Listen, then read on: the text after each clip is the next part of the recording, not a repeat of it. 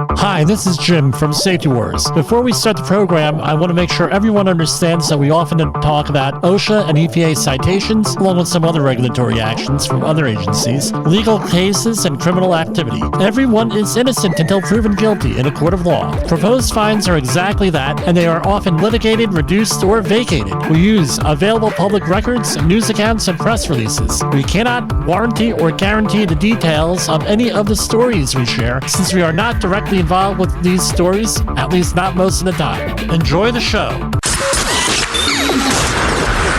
This show is brought to you by Safety FM.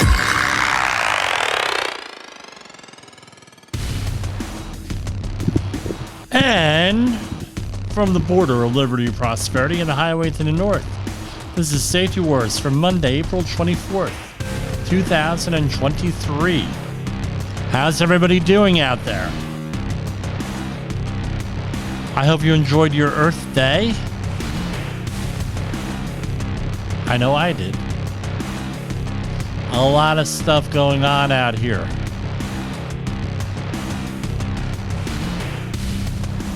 Going to start with some safety in the news. In case you're new here, what do we talk about? We usually go right off the bat into our topic for the day. And I try to explain, like, the inside story on things. My name's Jim Polzel. I am your host, your dedicated host. So, I never know how allowed to have that background music. It's a little bit tough sometimes. But we're getting there. So, if you're watching me, we are on a live stream, whatever network you're on. We also have a podcast, and we're usually broadcasting on safetyfm.com live most nights during the week from 8 to 9 p.m. Eastern Standard Time. I tell you what, the weather is looking really good out here for everything that we're doing. All right, beautiful weekend here in the Northeast. I know some parts of the country not so nice, but in the Northeast, Clarkstown, New York, everything was looking great. So, we have a lot of OSHA news today. Inside and outside OSHA and EPA news. So, the National Transportation Safety Board has issued Railroad Investigation Report 23/04 for the investigation of an accident on September 22nd, 2021 involving an equipment operator who was struck and killed by a load of steel he was transporting by a roadway maintenance machine near Castroville, Texas. A contract equipment operator. I normally do not mention the company names, right? Because as we say at the beginning, everyone is innocent until proven guilty, and I'm sure that there's some ongoing litigation here with this, and I don't want to, say things I'm not supposed to. So on September 22nd, 2021, a suspended load of steel grating material was being transported with a boom and stick of a roadway maintenance machine. The equipment operator assisting the workers with a timber replacement project on the Shaken Creek Railroad Bridge. The accident happened near milepost 24. Okay, great. The accident was not witnessed by any employees. At the time of the accident, visibility was good. Oh, they're getting very detailed here with this accident report. All right, so this is what happened. He and two other employees then approached the accident scene, blah, blah, blah. Responders from the fire department, the equipment operator had reported to the work site at 7:30 a.m. on the day of the accident. This report very detailed. But if you notice, this reads like a lot of reports that we have to put together in the health and safety field. You have where the location was. Oftentimes the location is there. What time the person reported for work, right? What the job was, right? The UP bridge foreman stated to the NTSB investigators, they instructed the equipment operator to use the machine to remove steel grating panels from the bridge structure and stack the materials along the ballast shoulder. Right, the operator was then directed to transport the panels westward. And The machinery that was being involved, that they were using, was the Caterpillar mini hydraulic excavator. Includes the lifting capacity of the machine and everything else. This is like, this could be in the Straits Times. Usually their press releases are very detailed here. So what exactly happened? The person was trained. The autopsy conducted of the equipment operator who died was the cause of death was hemorrhagic shock. The equipment operator was not drunk. And it sounds like nothing happened with this guy. What's going on here? Come on. Okay. So, getting all the way down to the bottom. The NTSB concluded, and I should have read this a little bit better before I started here. The NTSB concluded that the probable cause of the September accident was the use of a roadway maintenance machine to move a load of steel grating panels suspended from front end of the machine with a clamping workhead attachment that was not designed for use with such a load. So, blunt force trauma here. No witnesses or anything else. So here's the question for you. You're the company. All right, you're responsible for making sure your operators or your employees have the right type of equipment to do the job. In this case, they did not have the right type of equipment to use the job, according to the NTSB report. Unsupervised. He was trained, but it was unsupervised. Is it always a good idea to have workers working alone? This sounds like, to me, just a guy for some experience here, that you had one person doing two jobs, going back and forth from the machinery to do stuff and everything else. And this might have contributed to the accident because he wanted to not do some things. Now, this is not do some things, cut some corners, make his job easier. I'm not blaming the employee, but why wasn't there another person here helping him out, right? I'm looking at another article here, and so how does this happen? So the person was struck by three 20-foot-long, 3-foot-wide bridge panels, which weighed about 2,200 pounds. There the victim was discovered when the other workers went to his location after he did not respond to a radio message. The machine was fitted with like a talon type thing, a grappler, and he was transporting a suspended load. Right? So what did the company do? They changed procedures and they were retrained people, right? And hired two safety professionals dedicated to railroad projects and conducting audits. So more supervisory is basically it. The person was moving the panels and struck himself. That's what the next article says. Sorry, guys, for getting you through that. Authorities identify worker killed in Nebraska ethanol plant explosion. On Monday, an ethanol fuel plant explosion killed one person and injured four others in Wood River, Nebraska. Investigators identified the worker. No information was provided about other employees.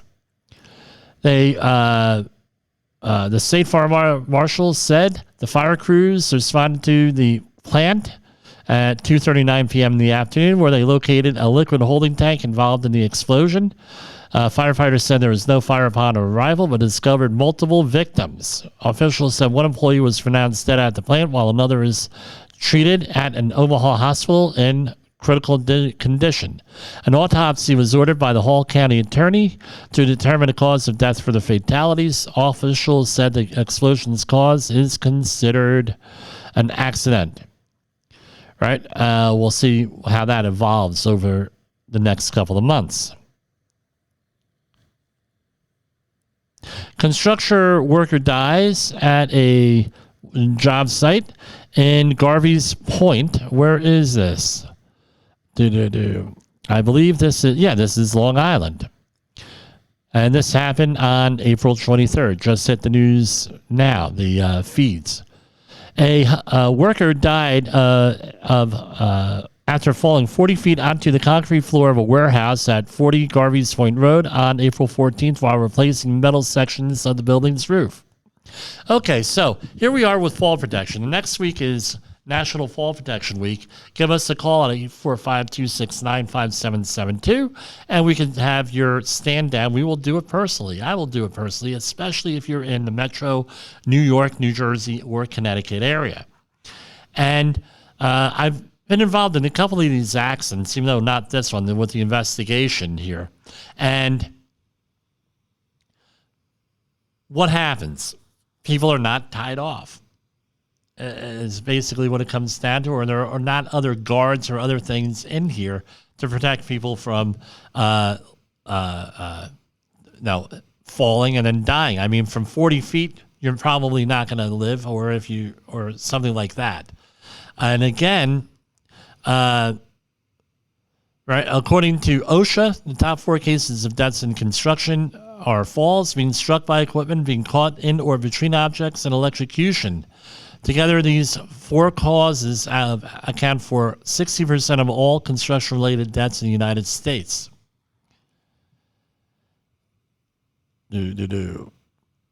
So the company is being investigated, and right now there is what could happen here?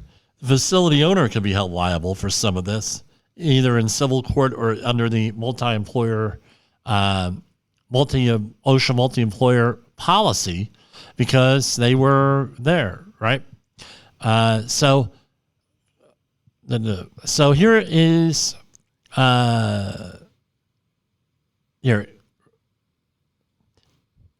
here is a quote from Vincent Alou, Vice President of Labor's Local 66 and a certified OSHA inspector. By the way, there is no such thing as certified OSHA inspector. It is authorized OSHA instructor. Along with Grant Newberger, a spokesman for the Building and Construction Trades Council of Nassau and Suffolk counties. Reflecting on the employee's death, Alou says that there is nothing worse than someone dying on a construction site. Glen Cove, where this accident took place, just passed the most stringent safety laws on Long Island, and now we have a tragic fatality. This is the first time this OSHA law is being tested on Long Island. I don't know what law that is. Maybe it'll mention it later on. The new law addresses safety requirements for a minor construction site, requiring that workers complete a 30-hour OSHA outreach course. I'm reading into this a little bit. Safety requirements will require someone to be assigned to the site, ensuring that each worker has a 30 or 50-hour. I don't know what a 50-hour OSHA safety certificate is, unless they're talking the Department of Building certificate or something local here. The permit applicant holder or any person performing work on behalf of the permit holder will need to certify to the director of the city's building department, and we'll see what happens. Self-paced courses range between $150 and $215. Well, guess what? We could be out there. I'm going to be honest with you. I could be out there. Long Island, you need training, 845-269-5772 or jim@safetywars.com. If you need a 30-hour outreach course, we're the ones to do it. And I'm shameless self-plug out here. I just did a fall protection course 2 weeks ago for a roofing company. So you need it, I'm there. Cal OSHA cites equipment company refers contractor for prosecution in confined space deaths. This is a story from last week. The California Division of Occupational Safety and Health cited a company referred and another company for criminal prosecution in 2 separate cases of workers' deaths related to confined spaces. Both companies were cited a combined $272,000 plus $250 serious safety violation fine for following a confined space death of a worker who suffocated in a 10,000-gallon propane gas tank. In a separate case, one of those companies faced criminal prosecution for death of a worker who lost consciousness and fell 15 feet while cleaning a 50-foot deep drainage sump. On August 18, 2022, a mechanic employed by one of the companies reportedly entered a tank to spray a valve inside. He was later found unresponsive inside the confined space. Sounds like some type of a painter or coating expert here. The Rancho Cucamonga Fire Department rescued the employee and transported him to a nearby hospital where he died. The violations included one categorized as a willful and another serious after CalOSHA determined the employer failed to follow confined space requirements. We do confined space entry training here too. A willful violation is cited when evidence shows the employer either knowingly violated the law or took no reasonable steps to address a known hazard. And, right, so they're being, right, so there's a felony criminal complaint against one company, another one for involuntary manslaughter against one of the presidents of one of the companies, and 2 counts of willful violation of an occupational safety or health standard. Another officer at the company who died since 2016 was charged for violating 2 counts of the labor code. So, this is California. You know that you're going to have oversight. Why you wouldn't do it? Why you wouldn't do this? I don't know. You know you're going to have a problem. It's California. And I'm not saying anything against California. It's just, it's good here. But, it's crazy. Probably not going to make the full hour here, right? Investigators, this is from Department of Labor news releases here. Investigation recovers $262,000 in back wages and damages from a Fort Myers restaurant that made servers share tips with chefs, managers, and owners illegally. So there was a Fort Myers restaurant to deny 75 workers all of their hard-earned tips, right? And it's not an uncommon violation of federal law. The decision comes with familiar and costly consequences, right? Investigators with the department's Wage and Hour Division learned that a company operating a Japanese restaurant required servers to tip sushi chefs, owners, and managers based on the servers' total salaries. The employer's illegal actions made their tip pool invalid under federal law. The division also found the employers could not account for $22,000 in tips they withheld and had no records to prove those tips were paid to servers or any other employee. The employer also failed to pay a regular rate of an overtime to dual occupational workers who completed separate job roles. All of these actions violated the Fair Labor Standards Act. As a result of its investigation, the division recovered $262,000 in back wages. So, what's the moral of the story? Obey the law. It doesn't get any more simple or more difficult than that. Here's another one. Massachusetts Dunkin', the operation formerly known as Dunkin' Donuts, franchisee pays $20,000 in civil monetary penalties to U.S. Department of Labor for child labor law and violations. And this is, again, all right, innocent until proven guilty here. And I'm just reading off the DOL website here. Not keeping track of how many employees under the age of 16 worked and allowing some to operate a dangerous machine has proved costly for a Dunkin' Donuts franchisee, right, in several areas of Massachusetts. So what were they doing? They had 21 workers, ages 14 and 15 years old, worked more hours than federal allowed at several locations. The divisions, how much is this costing them? $20,000, 121. So what's required if you have a child employee? I think we mentioned this a couple weeks ago on this show, right? Every state has there are federal requirements, but every state has their own requirements for child labor. One of the things is do not employ minors under the age of 14. This is Massachusetts, according to the press release.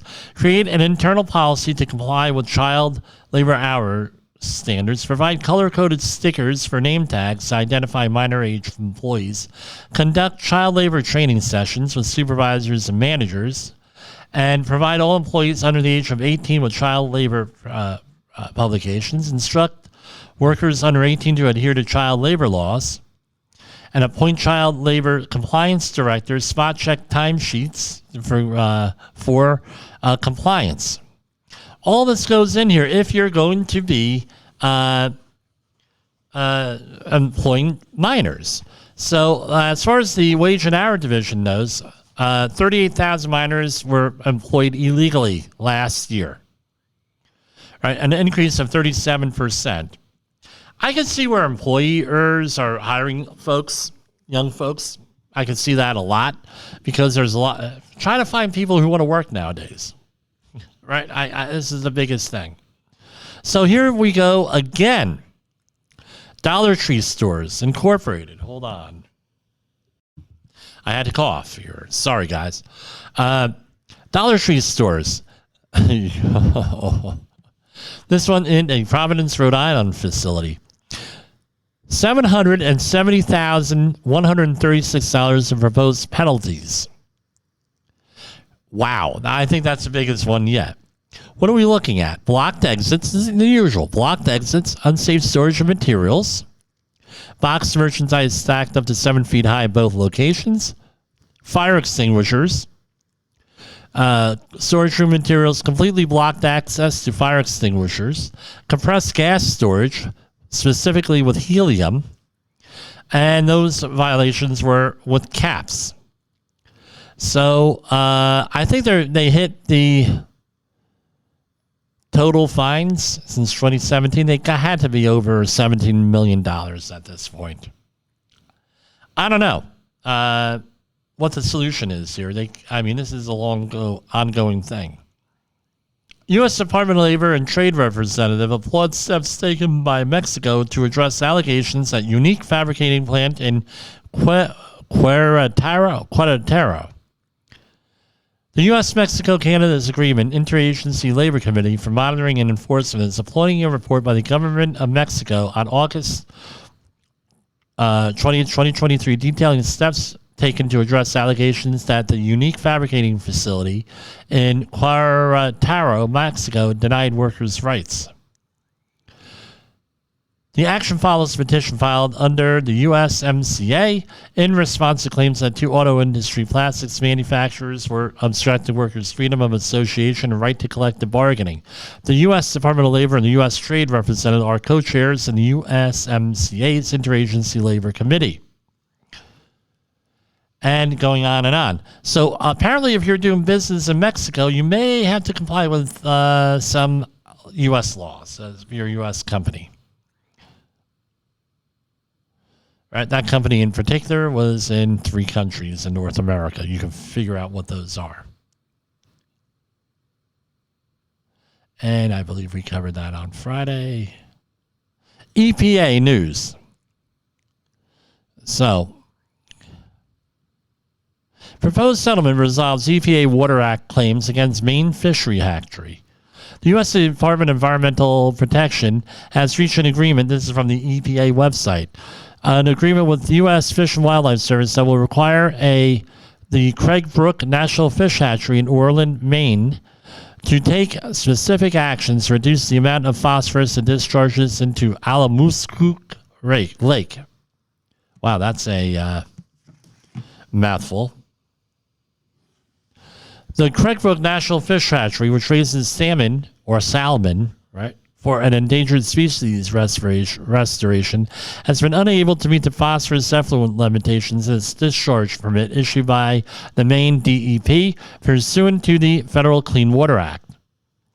So harmful algae blooms in New England waters have been increasing in recent years and need to be addressed. During negotiations, according to David W. Cash, Regional Administrator of the EPA's New England office. During negotiations on the agreement, the service proactively instituted certain changes to the hatchery's operations.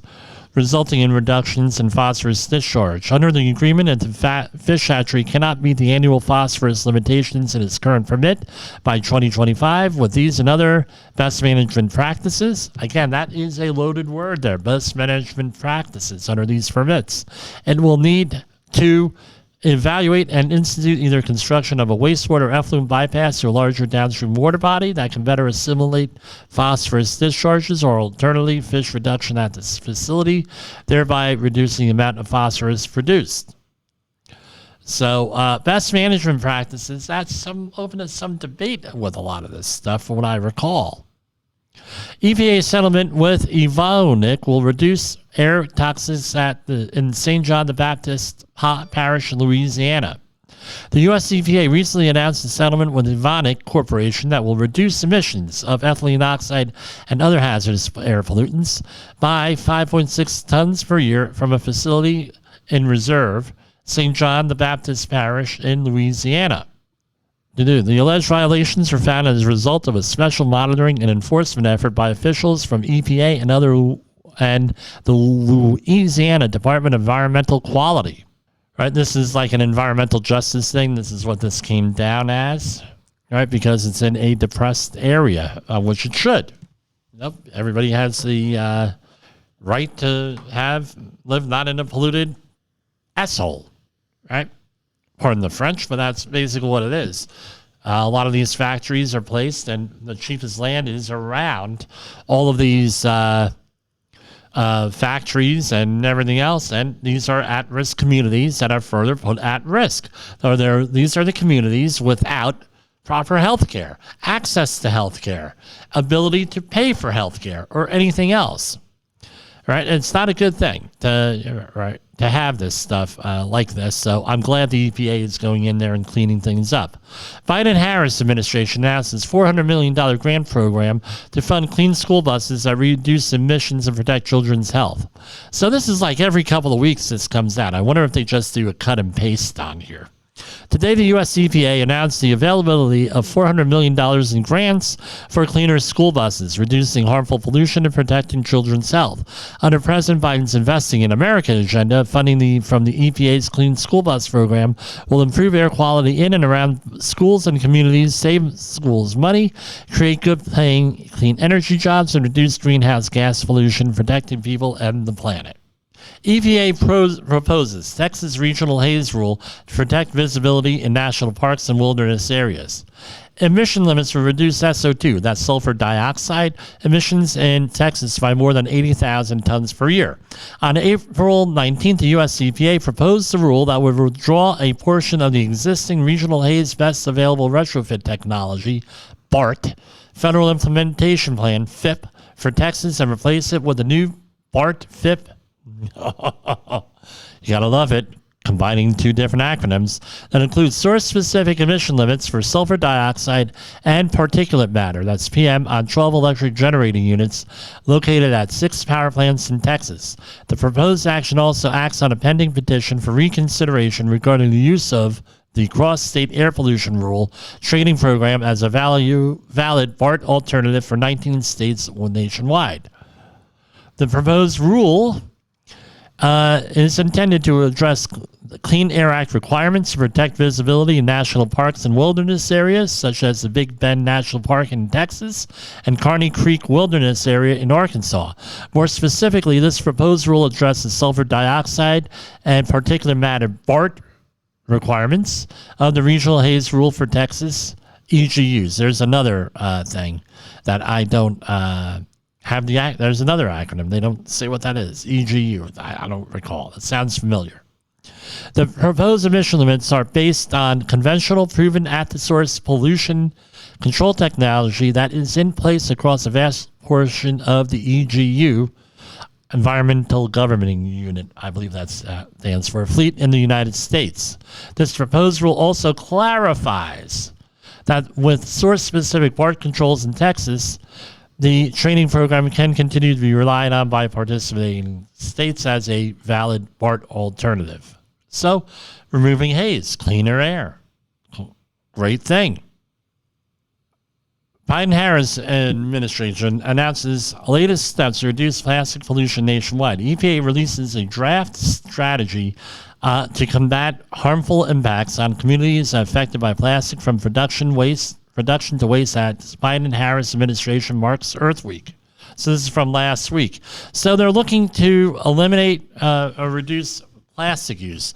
So if you there is a short movie out there by Allison Teal of Naked and Afraid claim, but that show on Discovery Channel. I've spoken to her over the years, and she has a phenomenal movie out on the Maldives with plastic pollution in Southeast Asia. But there is a lot of stuff. I mean, the plastic stuff out there is ridiculous.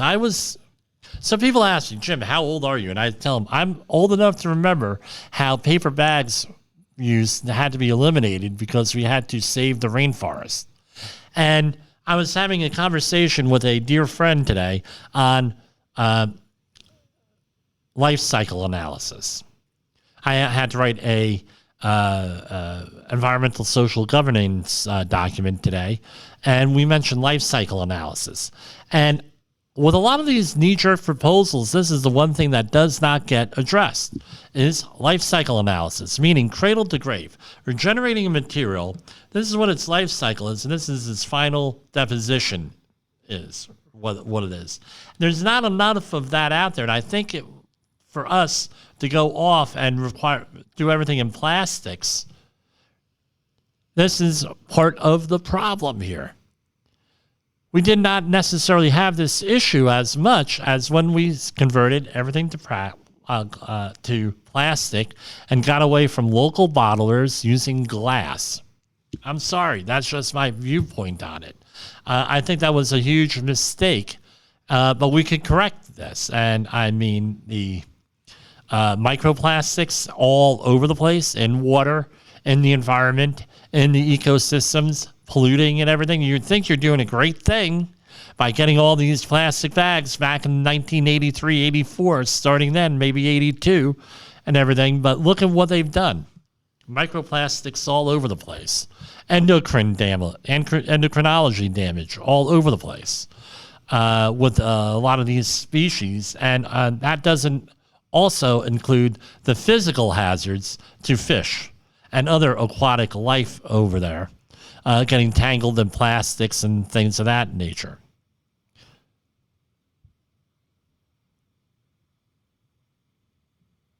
Why is this coming? Okay. So there's a lot of upheaval today in TV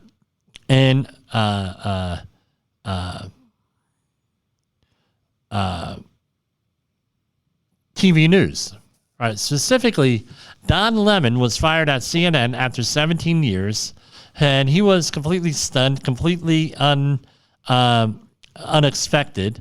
I know there were some complaints about him. You could go look them up. I don't know if they're true, not true, what have you on that against him.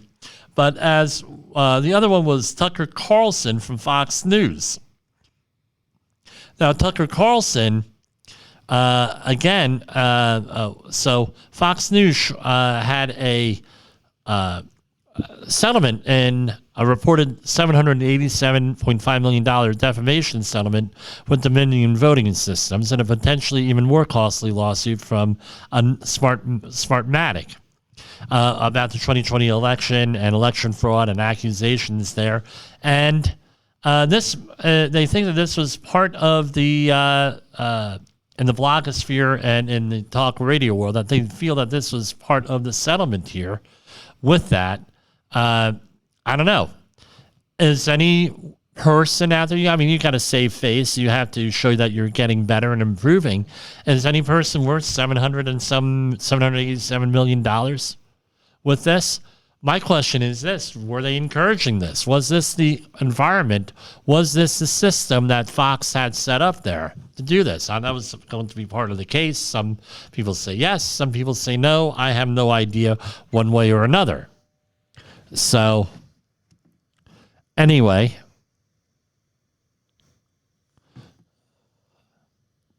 that's what's going on there. All right. So last week, I'm sorry about this. Last week we had the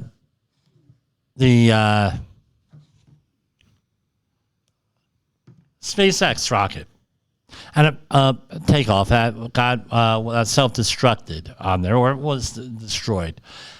One of the things that they did was they did not know whether the pad that it was on and taking off from would survive. Right? And looking at some of the pictures here, you can look them up online. This thing was destroyed with this. They considered it a success because it was a test flight, and the thing wasn't even expected to get into the air, from what I'm reading here and how I'm drawing an inference from it. And when it lifted off, and for 4 minutes, and they had to destruct it, it was considered a success. Not surprising here with that. Now, something new, they have to get licensing. I mean, it's for this from the FAA and I believe some approvals from NASA for spaceworthiness. It's incredible. They're probably going to have to redesign a lot of this stuff, and it's going to have to, I don't know, one of the solutions might be that every time that they launch a rocket, they're going to have to rebuild, which means that they'll have to have several of these things going on at one time, several of these launch pads. Just an incredible thing, what they're going through. Okay, how do Americans feel about the Trump? We talked about politics last week.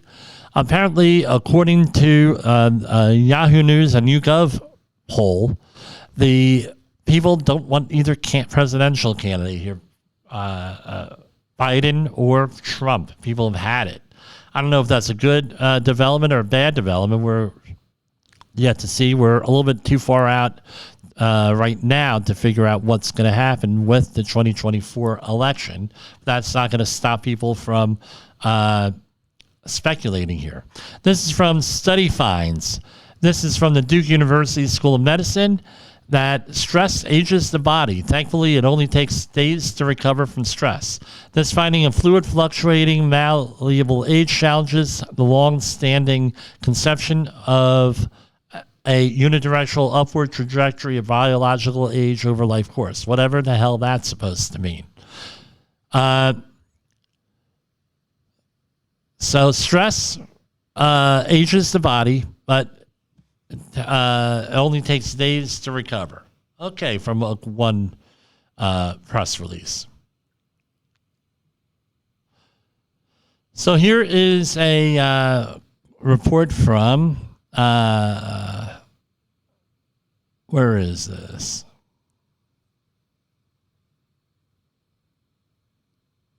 San Miguel. So this is I believe it's California. And a vineyard worker was killed in an industrial accident last week, according to a report by KSBY. The report says that the worker was driving a tractor, and when the vehicle went off the road and down a hill, causing it to roll multiple times. The boss reportedly discovered the body 30 foot from the tractor. So let's talk about this.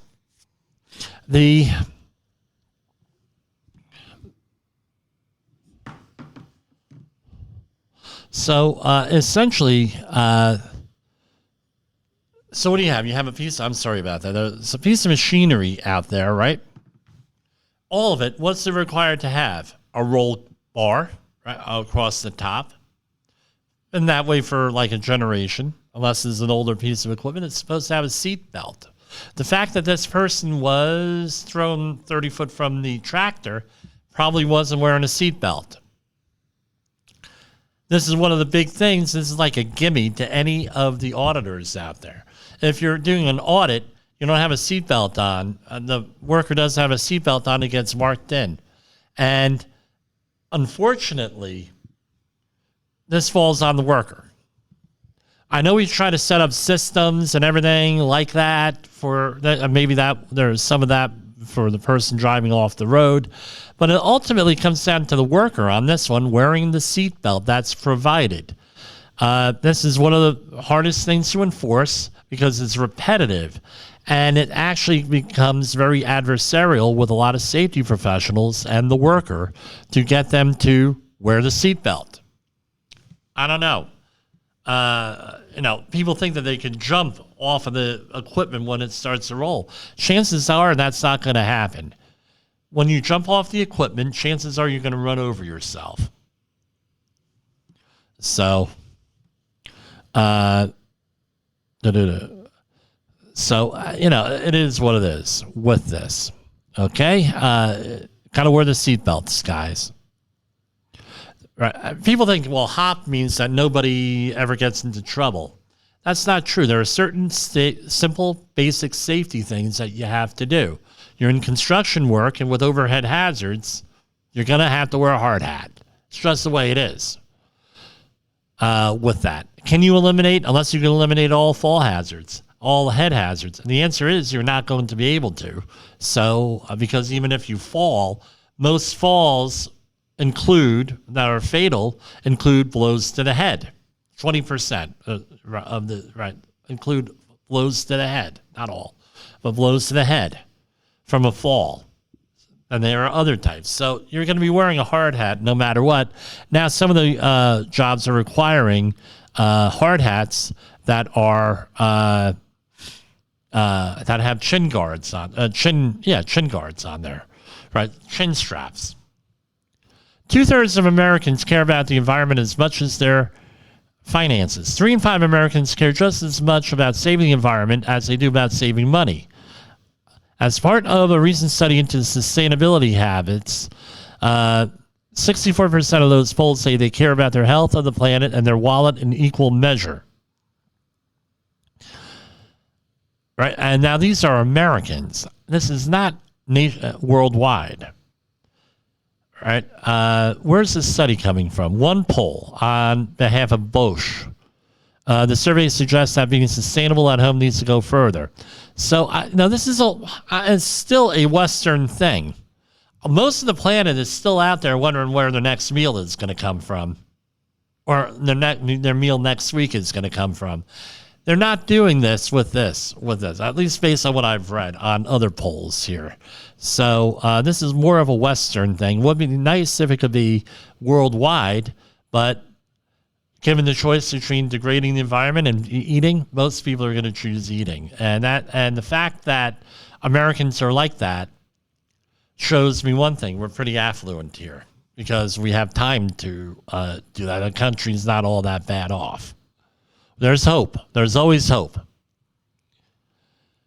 Especially when coupled with this. Average person wastes nearly $3,000 in groceries per year. And this is on behalf of HelloFresh. They commissioned this study. So a quarter of all respondents to the survey said they always are off and make more food than they're able to finish, usually with the intention of having leftovers, and that never happens. Incredible. More than half of all vegans consume an unhealthy diet filled with processed, and this is from Vienna, Austria, from the Medical University of Vienna. And vegans consume an unhealthy diet filled with processed meat alternatives, sweet snacks, according to a new study. The popularity of processed plant-based alternatives challenges the public perception that veganism is inherently healthy. Researchers from the Medical University of Vienna discovered that vegans tend to exercise more than the average person. However, the experts also identified 2 types of vegans diets: convenience and health conscious. Convenience vegans make up 53% of the study, consume more processed fish and meal alternatives, vegan savory snacks, sauces, cakes, sweets, convenience foods, etc. And the remaining 47% ate more fresh vegetables, fruits, potatoes, whole meal products, vegetable oils, and fats, protein, and milk alternatives. So there are 4 basic type of vegans here, or vegetarians. Lacto-vegetarians, they consume dairy products but avoid eggs. Ovo-vegetarians, they consume eggs but avoid dairy products. Lacto-ovo-vegetarians consume both dairy products and eggs. And pescatarian consume fish and other seafood but avoid other types of meat. A vegan diet goes beyond vegetarianism by excluding all animal-derived products, including those from insects. So something, to think about there.